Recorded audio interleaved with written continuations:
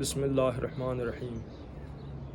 So now, the very first question we need to address is, why do we even need religion? What's the point of religion? And to find the answer to that, we need to understand a few things about life itself. You see, the most important thing about life that you can understand is that it is temporary, that it will not last forever. We are in this world for a very, very limited amount of time. And even though it may feel like we are young and have a long life ahead of us, but in reality, this life will go by really, really quickly. So in that case, we have to spend some time thinking about what happens after this life is over. Number two, in this short life that we have, we need to have a framework on how we're gonna live it. Right now, it may feel like we are doing something completely new, but in reality, we are copying someone else in every single act that we do. We are always following somebody's example. Now, it could be our parents, it could be our friends, it could be other role models that we've selected for us, but everybody is following someone's path. So we need to be conscious about what path we are on. Number three, which is a bit similar to two, but there is a saying which goes that the one who stands for nothing will fall for anything. If you don't have strong principles and a strong internal framework, you will be swept away with every gust of wind that comes. You will just go with the flow, no matter where it takes you.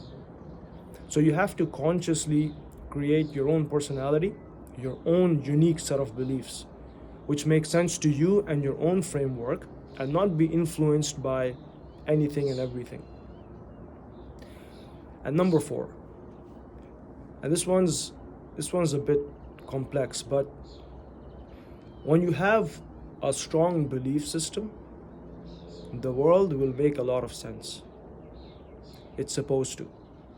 Because at the end of the day, the real purpose of religion is to bring you closer to the ultimate truth about this life and this universe. But unfortunately, this is something that you'll need to experience. It cannot be explained. And finally, another very important reason is something called Pascal's wager. You see, Pascal was a French philosopher who said that not believing in God or religion is a huge wager. And he said that because, let's say that you live a good religious life with rules and principles, right? And then there's another person who lives life without all of this. And then you both pass away. And there is nothing after life. In that case, what's the difference between you and someone who didn't believe? The difference is actually nothing. You both lived a life and then you disappeared.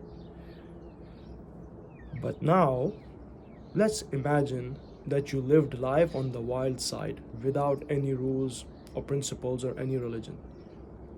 And then you pass away. And then you find out that judgment has arrived. Which situation do you think is better? So Pascal says that it's a bigger risk to not believe. And this was Blaise Pascal in the 1600s. But in reality, this argument was actually used by Imam Jafar as-Sadiq والسلام, 1,000 years back against an atheist of the time whose name was Ibn Abu Laja. And this Imam has a lot of debates with atheists that we will touch upon in the future. But these are some of the bigger reasons to invest in understanding religion. But now, this begs the question, what exactly do we believe in? Because every single person in the world thinks their religion is the truth. So then where do we go? And we will try to address this in the next video.